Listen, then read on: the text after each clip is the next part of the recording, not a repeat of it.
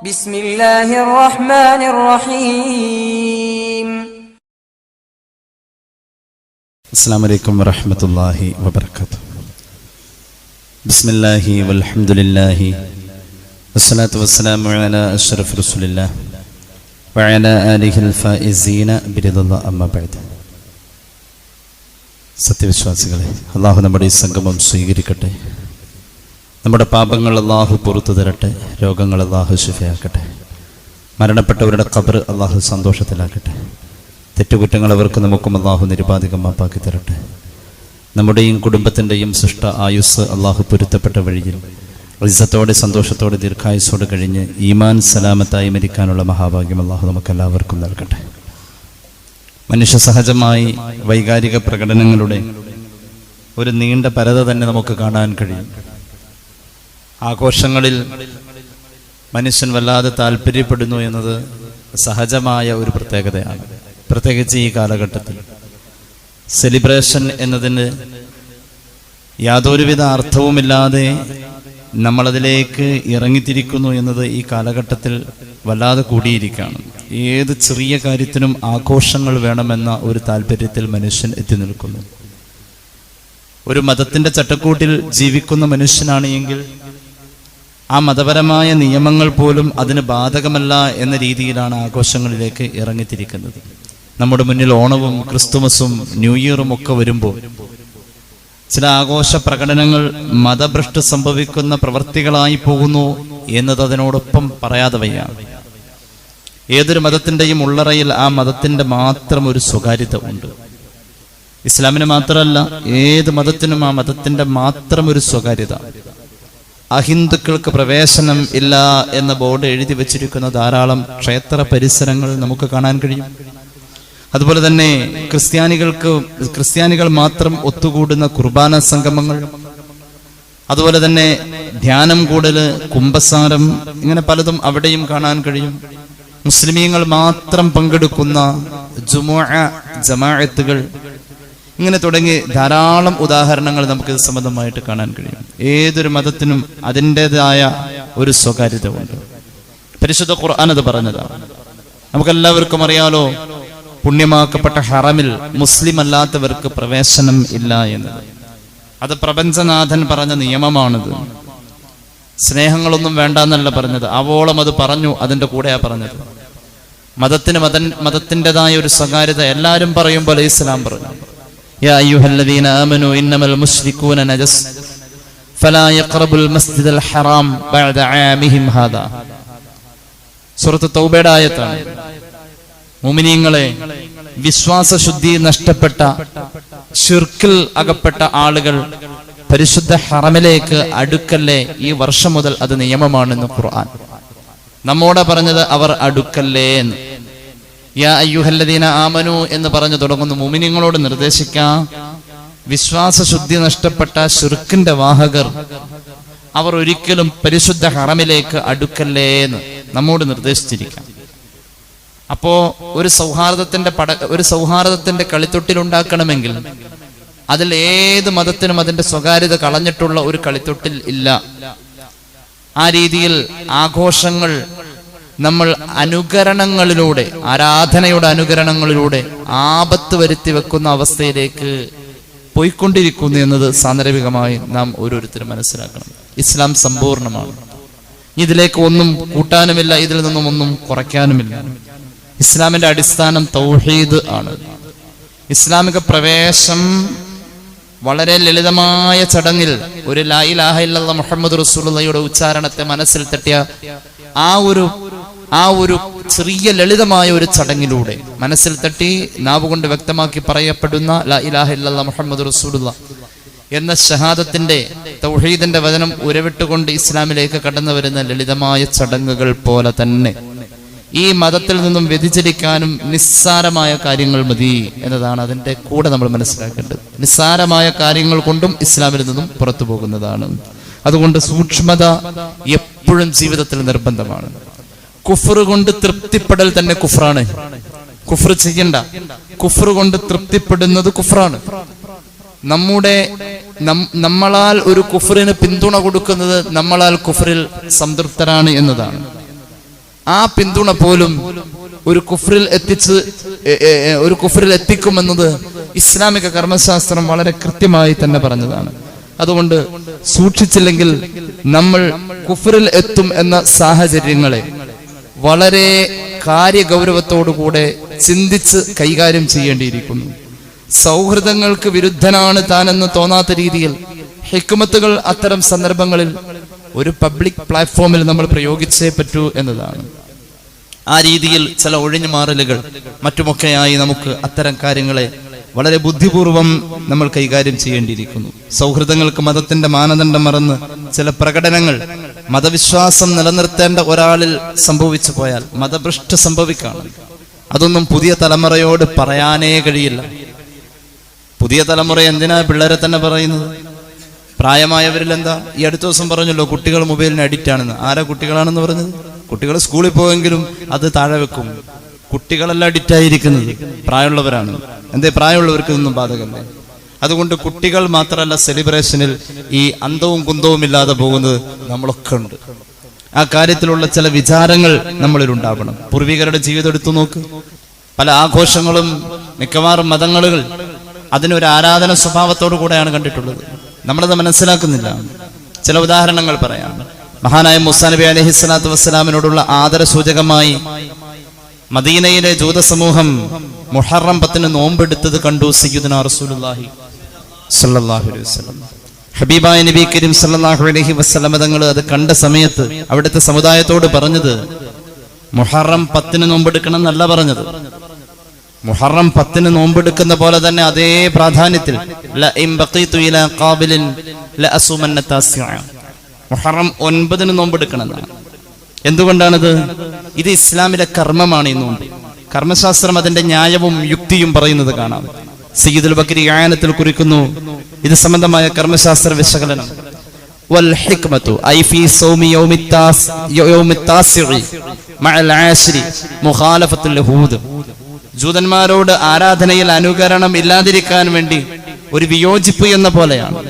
ആരാധനയിൽ ഒരിക്കലും അനുകരണം പാടില്ല. അതുപോലെ ഇത് എന്ന് വരാൻ പാടില്ല.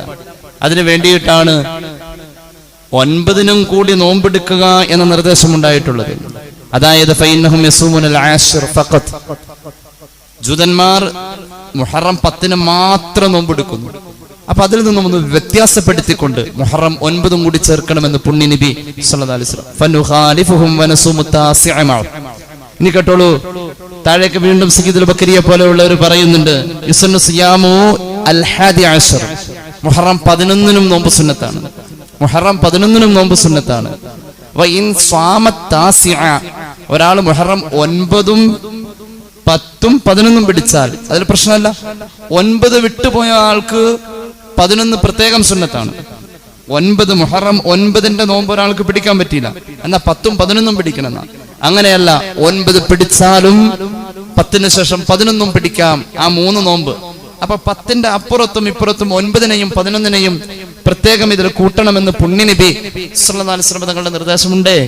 ഇമാം അഹ്മദ് അവിടുത്തെ മുസ്നദിൽ അത് സംബന്ധമായിട്ടൊരു ഹദീസ് പറയുന്നത് സയ്യിദുൽ ബക്കരി ഈ പറയപ്പെട്ട ഫിഖ്ഹിന്റെ ചർച്ചയിൽ പ്രത്യേകം കൊണ്ടുവരുന്നുണ്ട്. സുമു യൗമ ആശുറ വഖാലിഫുൽ ഹൂദ്. നിങ്ങൾ മുഹറം 10ന്റെ നോമ്പ് പിടിക്കുന്നതിന്റെ കൂടെ തന്നെ അത് ജൂതന്മാർ ചെയ്യുന്ന ഒരു ആരാധനയുടെ ഭാഗത്തിൽ അനുകരണം പാടില്ല.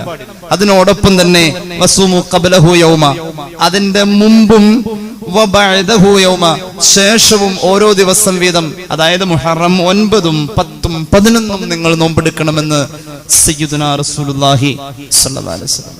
അപ്പോ നമ്മുടെ പരിസരത്ത് ഏറ്റവും അടുത്ത് നിൽക്കുന്ന 2 ആഘോഷങ്ങൾ, ഒന്ന് ക്രിസ്തുമസിന്റെ ആഘോഷങ്ങൾ, 2 ന്യൂ ഇയറിന്റെ ആഘോഷങ്ങൾ. നമ്മുടെ ന്യൂ ഇയർ എപ്പോഴാണ്? ഗ്രിഗോറിയൻ കലണ്ടറിന്റെ അപൂർണങ്ങളിൽ നിന്നും ഒരു അപൂർണതയിൽ നിന്നും രൂപപ്പെട്ടിട്ടുള്ള ഗ്രിഗോറിയൻ കലണ്ടർ, ഗ്രിഗറി മാർപ്പാപ്പയുടെ നിർദ്ദേശപ്രകാരം ചുരുക്കം ചില നാളുകൾക്ക് മുമ്പ് രൂപപ്പെട്ട ഗ്രിഗോറിയൻ കലണ്ടറിന്റെ ഒരു കൊല്ല പൂർത്തീകരണവും മറ്റൊരു കൊല്ലത്തിന്റെ സമാരംഭവും ഒരു ന്യൂ ഇയർ ആഘോഷമാക്കുന്ന നമ്മുടെ പരിസരം ഒരു പബ്ലിക് പ്ലാറ്റ്ഫോമിലാണ് നമ്മൾ നിൽക്കുന്നത്. അവിടെ നമ്മുടേതായ ആരാധനാ നിലപാടുകളുണ്ട്. അവിടെ നമ്മൾ ഏത് നിലപാടിൽ നിൽക്കണം? മതം പറഞ്ഞ ആ ചട്ടക്കൂടിൽ നിൽക്കുന്ന ആൾക്ക് ഇതൊരു ന്യൂ ഇയറോ ഇതൊരു ക്രിസ്തുമസോ? സഹോദരന്മാരെ, കുട്ടികൾ കരഞ്ഞു എന്നതിന്റെ പേരിൽ നക്ഷത്രം തൂക്കുന്ന വീടുകളുണ്ട്. അതായിരിക്കും ന്യായം പറയാം. പിള്ളേര് നിലവിളിച്ചിട്ടാണ് ഉസ്താദെ ഒരു നക്ഷത്രം മേടിച്ച് തൂക്കിയത്.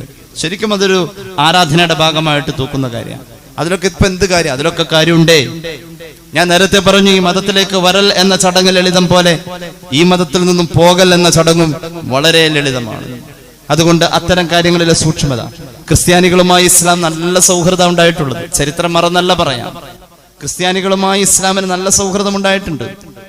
സാത്വികരായ പൂർവികരുടെ ജീവിതത്തിന്റെ ഇന്നലകൾ, ആ ചരിത്രങ്ങളൊന്ന് പരിധി കഴിഞ്ഞാൽ ഹിജ്റയുടെ 20-ാം വർഷം ഈജിപ്ത് ഇസ്ലാമിൽ വന്നു. നമുക്കറിയാം, ഈജിപ്തിൽ ക്രിസ്ത്യാനികൾ ധാരാളം ഉള്ളതാണ്. ഈജിപ്ത് ഇസ്ലാമിന്റെ കീഴിൽ പരിപൂർണമായ ഇസ്ലാമിക നിയമങ്ങളിലൂടെ ഈജിപ്തിന്റെ ഭരണസാരഥ്യം പോയിക്കൊണ്ടിരിക്കുന്ന ഒരു കാലമായിരുന്നു ഹിജ്റയുടെ ആദ്യ ഭാഗം, അതായത് 20-ാം വർഷം. ഹിജ്റ വർഷത്തിന്റെ ആദ്യ കാലങ്ങൾ. ഹിജ്റയുടെ 20-ാം വർഷം മഹാനായ അംർ ഇബ്നു ആസ് റളിയല്ലാഹു അൻഹു അവിടെ ഗവർണറായി സ്ഥാനമേൽക്കുക, ഈജിപ്തിന്റെ ഭരണം. ആ സമയത്ത് മഹാനായ അംർ ഇബ്നു ആസ് റളിയല്ലാഹു അൻഹു ക്രൈസ്തവ പുരോഹിതന്മാർക്ക് സഹകരണ കരാർ അങ്ങോട്ട് എഴുതി കൊടുത്തു. നിങ്ങൾ പേടിക്കണ്ട കേട്ടോ, സഹകരിക്കുമെന്നത് ഒരു കരാറായി തന്നെ അങ്ങോട്ട് എഴുതി കൊടുത്തു.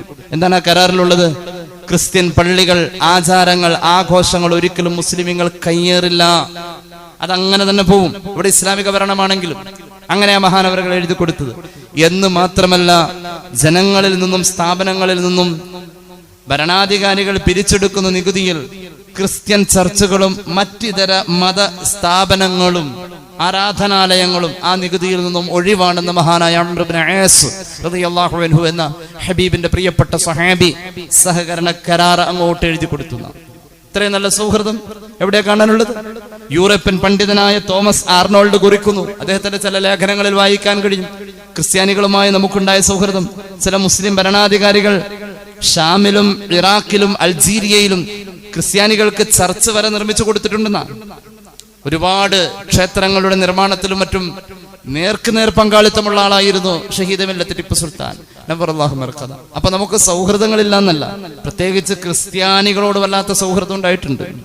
ഈജിപ്തിലെ ഫുസ്താനിലെ അബൂ സുർജ എന്ന് പറയുന്ന ക്രൈസ്തവ ചർച്ച്, അത് ഭരണാധികാരികളായ മുസ്ലിം ഭരണാധികാരികൾ നേരിട്ട് നിർമ്മിച്ചു കൊടുത്തതാണ് എന്നതാണ് അതിന്റെ ചരിത്രമുള്ളത്.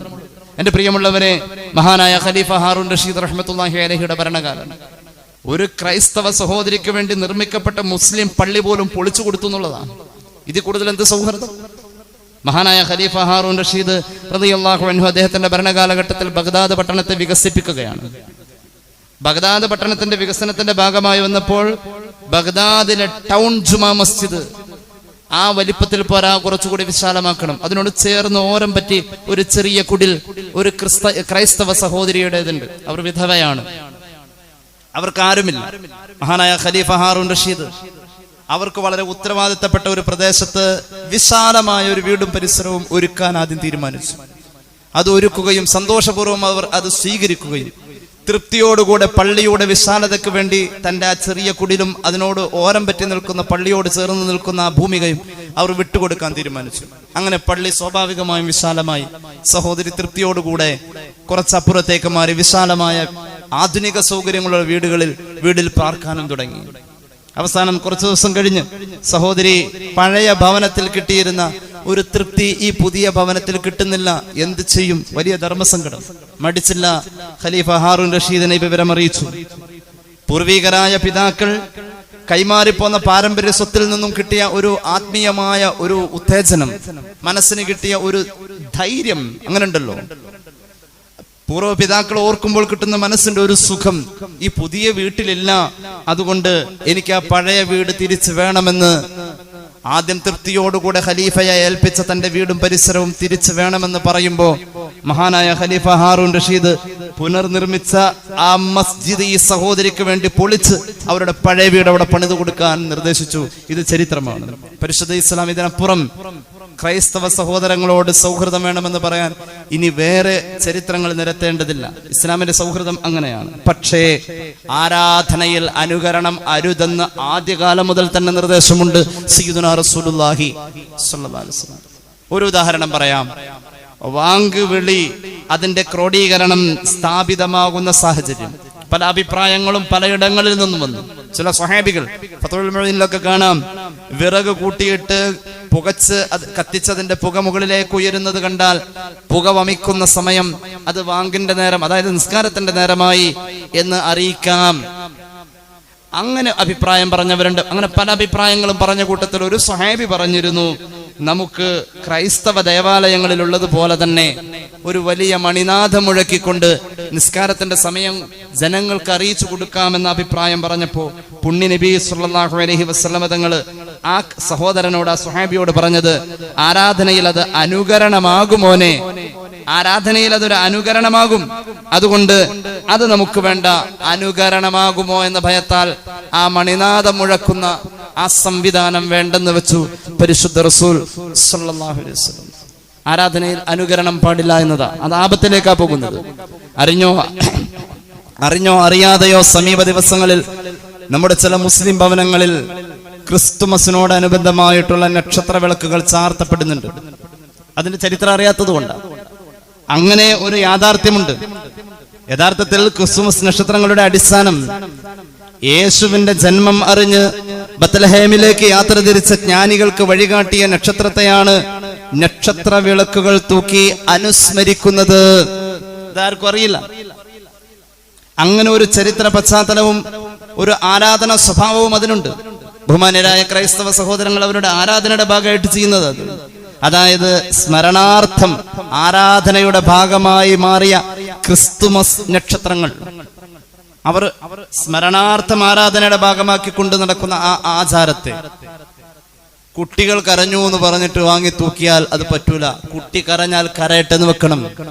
ഒരു കുട്ടി കരഞ്ഞു പണ്ട് മദീനയിൽ. പരിശുദ്ധ റസൂൽ സല്ലല്ലാഹു അലൈഹി വസല്ലം തങ്ങളുടെ പേരക്കുട്ടി മുട്ടുകുത്തി ഇഴയുന്ന പ്രായത്തിൽ സക്കാത്തിന്റെ കൂമ്പാരം കെറ്റിയ ഈത്തപ്പഴത്തിൽ നിന്നും ഒരല്ലി എടുത്ത് വായിൽ വെച്ചത് പുണ്യ നബി സല്ലല്ലാഹു അലൈഹി വസല്ലം കണ്ട് ആ കുഞ്ഞിന്റെ പനിനീർദളം പോലെ മൃദുലമായ ചുവന്ന വായക്കകത്തേക്ക് മുത്തുനബിയുടെ ചെറുവിരൽ കടത്തി ആ ഈത്തപ്പഴത്തിന്റെ കഷ്ണം പുറത്തേക്ക് എടുക്കാൻ ആ കുട്ടിയിൽ തക്ലീഫില്ല. പക്ഷേ അത് ഹറാം, അത് നമുക്ക് പാടില്ലാത്തത് എന്ന തലത്തിൽ തന്നെ ആ ഈത്തപ്പഴത്തിന്റെ കഷ്ണത്തെ പുറത്തെടുക്കാൻ പുണ്യനബിയുടെ ചെറുവിരൽ ഉപയോഗിച്ചു എന്ന് സ്വഹീഹുൽ ബുഖാരി. മോനത് തുപ്പട എന്ന് പുണ്യനബി സല്ലല്ലാഹു അലൈഹി വസല്ലം. അഹ്ലു ബൈത്തിന് ഒരിക്കലും സക്കാത്തിന്റെ മുതൽ അനുയോജ്യം അല്ലെന്ന് പുണ്യനബി സല്ലല്ലാഹു അലൈഹി വസല്ലം. അതുകൊണ്ട് കുട്ടി കരഞ്ഞു എന്നത് അള്ളാന്റെ മുന്നിലെ ന്യായമല്ല. അതിലും വലിയ കരച്ചിലുകൾക്കൊക്കെ മതത്തിന്റെ പരിധിക്കപ്പുറത്തേക്കുള്ള കാര്യങ്ങളെ നമ്മൾ പറയുന്നത്. എന്നാൽ ആർഭാടങ്ങളിൽ പോലും ലോഹവളകൾ ധരിച്ച പൊന്നുമോളെപ്പോലും പുണ്യനബി സല്ലല്ലാഹു അലൈഹി വസല്ലം തങ്ങൾ ശകാരിച്ചതായി കാണാറുണ്ട്. സുഹദിന്റെ മാർഗത്തിലേക്ക് ചിന്തിച്ചാൽ ശകാരങ്ങളിൽ മുത്തുനബിയുടെ ജീവിതം ഇടപെടുന്ന ചില രംഗങ്ങൾ നമ്മളെ കരയിപ്പിച്ച് കളയാണ്. അത്രയും വലിയ കാര്യകാരണങ്ങളൊന്നുമില്ലല്ലോ നമ്മുടെ വീട്ടിലെ ഒരു കുട്ടി കരഞ്ഞു എന്നതിന്റെ പേരിൽ നക്ഷത്ര വിളക്ക് തൂക്കാം. ഒറ്റവാക്കിൽ പറഞ്ഞാൽ ആരാധനയിലെ അനുകരണം അത് ഭയക്കുന്ന ഇടങ്ങളിൽ മുഴുവനും ഹിക്മത്തിൽ നമ്മൾ ഒഴിഞ്ഞു മാറി അത്തരം കാര്യങ്ങളിൽ നമ്മുടെ ഈമാനിനെ സംരക്ഷിച്ചേ പറ്റൂ. സുനൻ അബീ ദാവൂദ് ഒരു ഹദീസ് പറയുന്നുണ്ട്. അൻഇബ്നു ഉമർ റളിയല്ലാഹു അൻഹുമാ ഖാല റസൂലുള്ളാഹി സ്വല്ലല്ലാഹു അലൈഹി വസല്ലം മൻ തശബ്ബഹ ബിഖൗമിൻ ഫഹുവ മിൻഹും. ഒരു ജനതയോട് ഏത് രൂപേണയും ഒരാൾ സാദൃശ്യത പുലർത്തുന്നു എന്നത് ആ ജനതയുടെ സംസ്കാരത്തെ പുൽകലാണെങ്കിൽ അവൻ അതിൽപ്പെട്ടവനാ എന്ന് പുണ്യനബി സല്ലല്ലാഹു അലാ മുഹമ്മദ് സല്ലല്ലാഹു അലൈഹി വസല്ലം. മതം മറന്നുകൊണ്ടുള്ള അനുകരണത്തിന്റെ ഈ അനുധാവനങ്ങൾ അത് ലോകാവസാനത്തിന്റെ അടയാളം. ലോകാവസാനത്തിന് മുമ്പ് ഇങ്ങനെ കുറെ കാണാൻ പറ്റുമെന്ന പുണ്യനബി സല്ലല്ലാഹു അലൈഹി വസല്ലം. പ്രത്യേകിച്ച് ക്രൈസ്തവരോട്, പ്രത്യേകിച്ച് ജൂതരോട്, എന്റെ സമുദായം ഒരു ചെരുപ്പ് മറ്റേ ചെരുപ്പിന്റെ പിന്നാലെ പോകുന്ന പോലെ, അതായത് ഒരാൾ നടന്നു പോകുമ്പോ രണ്ട് കാലിലും ചെരുപ്പുണ്ടെങ്കിൽ വലത്തെ കാല് ചുവട് വെക്കുന്നോടത്തേക്ക് വലത്തെ കാലിൽ കിടക്കുന്ന ചെരുപ്പ് പോകുന്ന പോലെ തന്നെയാ ഇതൊന്നും അറിയാതെ ഇടത്തെ കാലിലെ ചെരുപ്പും അയാൾ സഞ്ചരിക്കുമ്പോ പിന്നാലെ കൂടുന്നത് എന്ന് പുണ്യനബി സല്ലല്ലാഹു അലൈഹി വസല്ലം. അതുപോലെ വരും എന്റെ സമുദായം, അതുപോലെ വരും, പിന്നാലങ്ങ് കൂടും.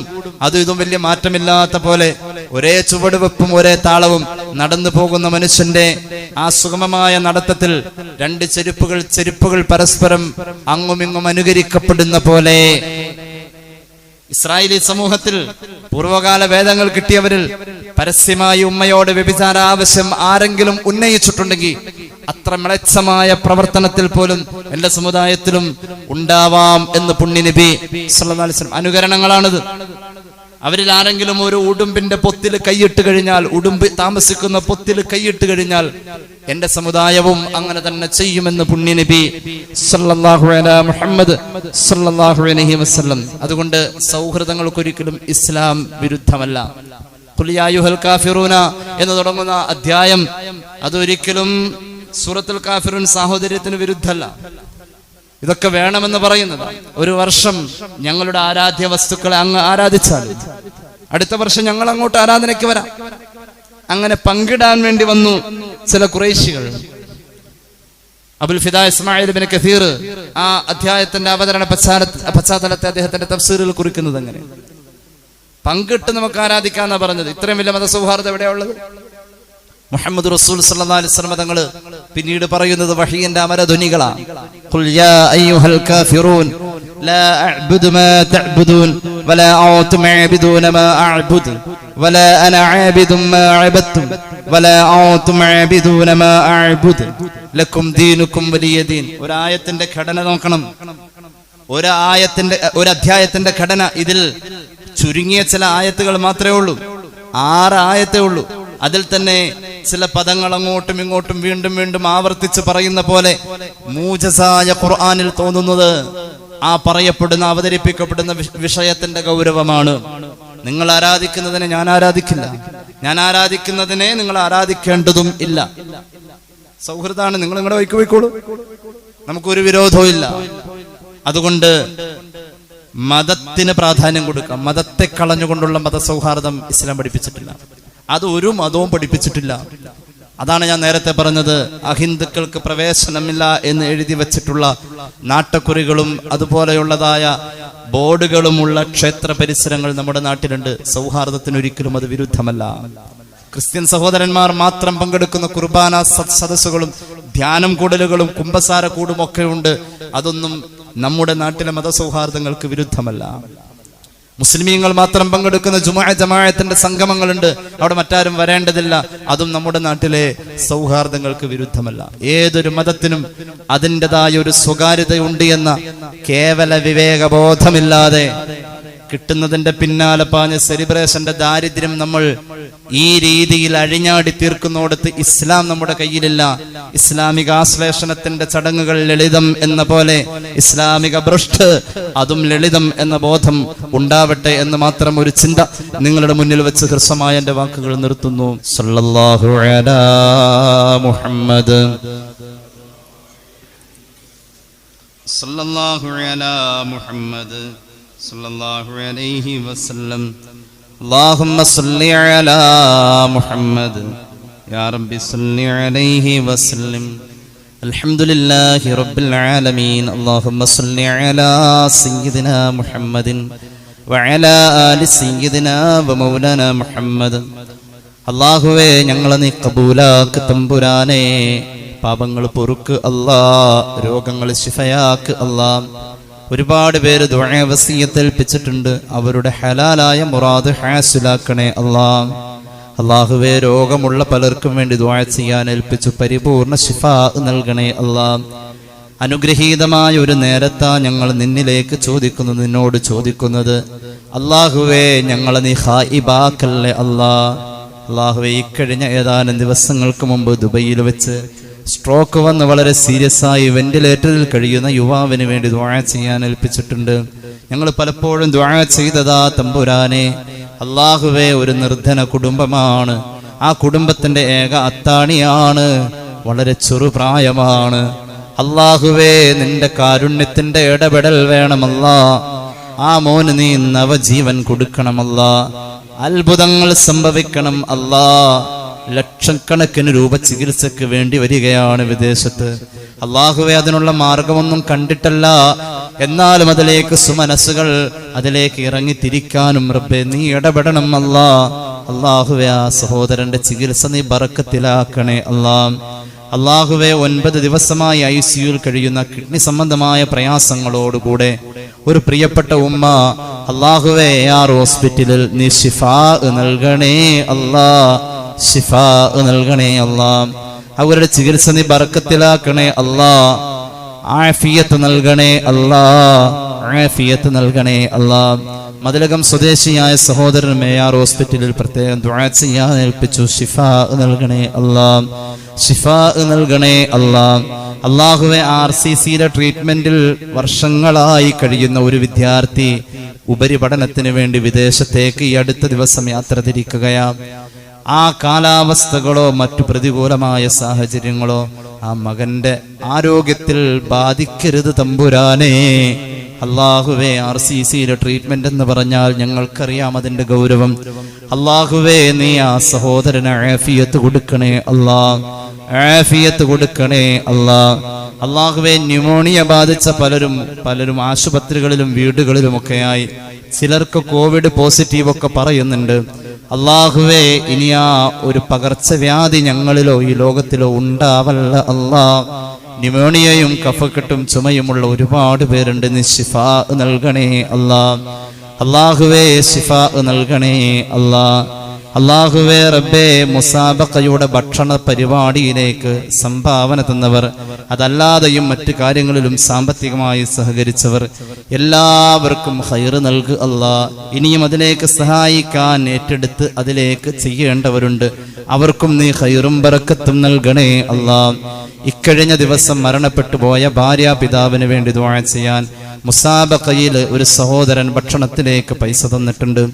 അള്ളാഹുവേ, ആ സഹോദരന്റെ മരണപ്പെട്ടു പോയവർക്ക് അതിന്റെ സവാബ് എത്തിക്കണേ അല്ലാ, പരിപൂർണമായ മഗ്ഫിറത്ത് നൽകണേ അല്ലാ. പ്രിയ സഹോദരന്റെ വിദേശത്തുള്ള ബിസിനസ് നീ ബർക്കത്തിലാക്കണേ അല്ലാ. അദ്ദേഹത്തിന് കിട്ടേണ്ടതായ ഒരു വലിയ സംഖ്യ അർഹതപ്പെട്ട അദ്ദേഹത്തിന്റെ അധ്വാനം അത് അദ്ദേഹത്തിലേക്ക് വൈകാതെ എത്തണം. അള്ളാഹു, ഒരുപാട് ദാനധർമ്മം ചെയ്യുന്ന സഹോദരന റബ്ബേ, നീ തൗഫീഖ് നൽകു അല്ലാ. ആ പണം കിട്ടിയാൽ ഞാൻ ദാനം ചെയ്യാൻ അതിൽ നിന്നും ഒരു സംഖ്യ ഉപയോഗിക്കാറുണ്ട്.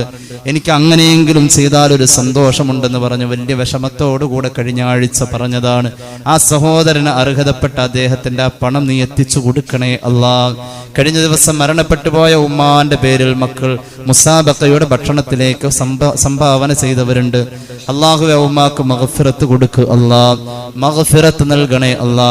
പലരും റബ്ബേ മുസാബഖയുടെ ഭക്ഷണത്തിലേക്ക് സംഭാവന തന്നു. ഭാര്യ ഉംറക്ക് പോകുന്നു, പ്രത്യേകം ദുആ ചെയ്യാൻ പറഞ്ഞ അത് നീ അമലുകളൊക്കെ എളുപ്പത്തിലാക്കണം അല്ലാ. അല്ലാഹുവേ റബ്ബേ, സാമ്പത്തികമായും ശാരീരികമായും കായികമായും ഒക്കെ അതിലേക്ക് കൂടുന്നവർ ഈ അടുത്ത ദിവസം നടക്കുന്ന ഫംഗ്ഷനോടനുബന്ധമായി മുസാബഖയുടെ പരിപാടിയിൽ പങ്കെടുക്കുന്ന ഓത്ത് പിള്ളേർക്കുള്ള ഭക്ഷണം ഞാൻ നൽകാമെന്ന് പറഞ്ഞ പലരുമുണ്ട്. അല്ലാഹുവേ റബ്ബേ, എല്ലാവർക്കും അതിന്റെ അർഹമായ പരിഗണന അവരുടെ പരിപാടികളിൽ നീ നൽകണമല്ലാ. അവരുടെ ഫംഗ്ഷനുകളെല്ലാം നീ ബറക്കത്തിലാക്കണേ അല്ലാ. അല്ലാഹുവേ റബ്ബേ, ഞങ്ങളുടെ മഹലിൽ അഭിവൃദ്ധി നൽകുക അല്ലാ. മഹലിൽ ഞങ്ങൾ ആവിഷ്കരിക്കുന്ന പദ്ധതികൾ നീ പരിപൂർണ വിജയത്തിലെത്തിക്കണേ അല്ലാ.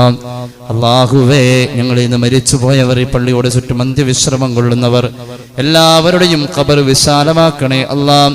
അല്ലാഹുവേ, വീണ്ടും പറയുന്നു, മുസാബഖയുടെ സംഭാവനകളിൽ രോഗികൾ പലരും തന്നിട്ടുണ്ട്. ആഫിയത്ത് നീ കൊടുക്കണേ അല്ലാ.